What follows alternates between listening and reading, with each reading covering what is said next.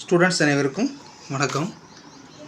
இப்போ நம்ம 7வது கொஸ்டின் வந்துட்டோம். State Newton second law. சரிங்களா, நியூட்டன்ஸ் வந்து மொத்தம் 3 லா உண்டுன்ற உங்களுக்கு நல்லா தெரியும். நம்ம வந்து டீட்டெயில்ஸ் படிக்கும்போது அந்த 3 லாவை பற்றி எலாபரேட்டாக படிக்கலாம். இப்போ வந்து செகண்ட் கொஸ்டின் 7th கொஸ்டின் படி நியூட்டன் செகண்ட் லா பார்ப்போம். சரிங்களா, இதில் செகண்ட் லா என்ன சொல்லுதுன்னா, so F is equal to ma, இது எல்லாருக்கும் தெரிஞ்சிருக்கும். F is equal to அதாவது force is equal to mass into acceleration. சரிங்களா, மாஸ் இன்ட்டு ஆக்ஸலரேஷன். சரி, நியூட்டன் செகண்ட் லா எடுத்துட்டிங்கன்னா நமக்கு 2 கைண்ட் ஆஃப் உண்டு. ஒன்று வந்து என்ன பண்ணிங்கன்னா, இப்போது ஒரு ஃபோர்ஸ் இருக்குன்னு வச்சுக்கோங்களேன். இப்போ இருக்குது, இதில் நீங்கள் ஒரு ஃபோர்ஸ் புஷ் பண்ணுறீங்க. இந்த பாக்ஸை நீங்கள் புஷ் பண்ணும்போது இது எந்த டேரெக்ஷனில் போகும்? இந்த டேரெக்ஷன்லேயே போகும்? இல்லை. ஸோ நமக்கு வந்து எந்த பக்கம் புஷ் பண்ணுறீங்களோ அதே சேம் டைரெக்ஷனில் போகும். அதே மாதிரி நீங்கள் எந்த அளவுக்கு நீங்கள் புஷ் பண்ணுறீங்களோ அந்த இம்பேக்ட், இப்போ நீங்கள் வந்து ஒரு 50 kg உள்ள ஒரு மென்னோ கேர்ளை வச்சுக்கோங்க. நீங்கள் புஷ் பண்ணும்போது இது அதே 50 kgக்கு உண்டான இம்பேக்ட்ஸ் கிடைக்கும். பார்த்தீங்களா, இதை பற்றி அதாவது ஒரு லீனியர் மொமெண்டம். இந்த லீனியர் மொமெண்டமும் அது பற்றும் இல்லாமல் எந்த சைடில் நீங்கள் அதை புஷ் பண்ணுறீங்களோ அதே சேம் சைடில் இது வந்து புஷ் ஆகி முன்னாடி போகுது. பார்த்தீங்களா, ஃபார்வர்ட் மோஷனில். அதை பற்றியும் சொல்லக்கூடியது தான் இப்போ இந்த லா. இது வந்து லா ஆஃப் ஃபோர்ஸ்னு சொல்லுவாங்க. லா ஆஃப் ஃபோர்ஸ்னு சொல்லுவாங்க. சரி, இப்போ நம்ம வந்து இந்த லாக்குள்ளே வருவோம். சரி, according to this law the force acting on a body. இந்த ஃபோர்ஸ் என்ன ஆகுதுன்னா, ஒரு ஃபோர்ஸ் கொடுக்குறீங்க, அப்ளை பண்ணுறீங்க. ஒரு பாக்ஸில் சொன்ன போதே 50 kg ஆஃப் ஃபோர்ஸ் அப்ளை பண்ணுறீங்க. 50 நியூட்டன். சரி, ஃபோர்ஸ்னால் நியூட்டன் மறந்துடக்கூடாது. த force acting on a body is directly proportional to.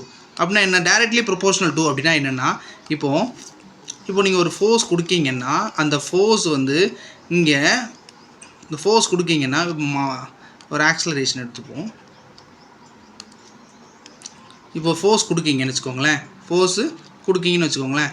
அங்கே ஒரு ஆக்ஸலரேட் ஆகுது. பார்த்தீங்களா, அந்த பாக்ஸில் நீங்கள் கொடுக்கீங்க, ஒரு ஃபோர்ஸ் கொடுக்கீங்க, அது வந்து ஆக்ஸலேட் ஆகுது. ஆக்ஸலேட்னா என்னது? ஒரு ஆக்ஷன், ஒரு மூமெண்ட் நடக்கு. பார்த்தீங்களா, மொமெண்டம் மூவ் ஆகுது. பார்த்தீங்களா, அந்த இடத்துலேருந்து. ஸோ அது ஆக்ஸலரேஷன். அது என்ன ஆகுதுன்னா, நீங்கள் என்ன மாதிரி கொடுக்கீங்க.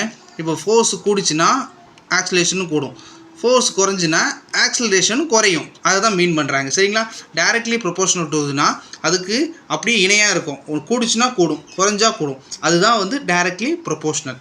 So the force acting on your body is directly proportional to the rate of.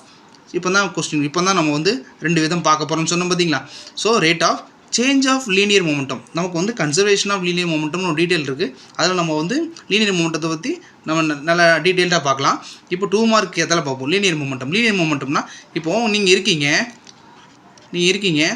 ஓடி போய் உங்கள் ஃப்ரெண்டை வந்து புஷ் பண்ணுறீங்கன்னு வச்சுக்கோங்க. புஷ் பண்ணிங்கன்னா என்ன ஆகும்?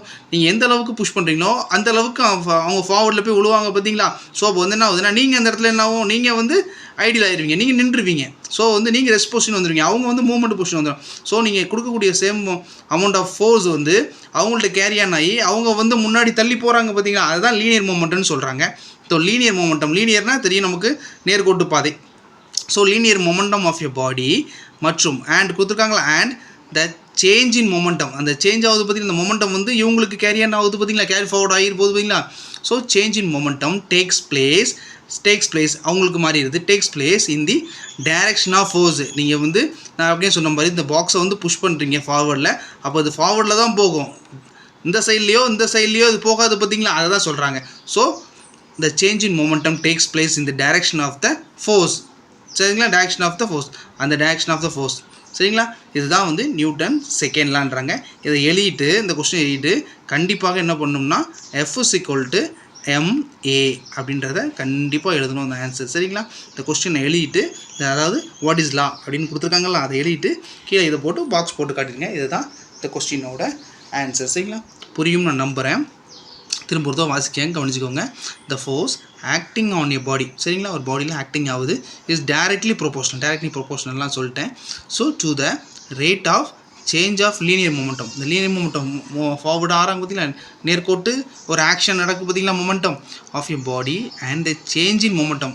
இந்த மொமெண்டம் உங்கள் ஃப்ரெண்டை தள்ளும் போது அந்த மொமெண்டம் சேஞ்ச் ஆகுது. டேக்ஸ் பிளேஸ் இன் தி என்ன சொல்கிறாங்க, அவங்கக்கிட்ட போயில takes place in the direction of force.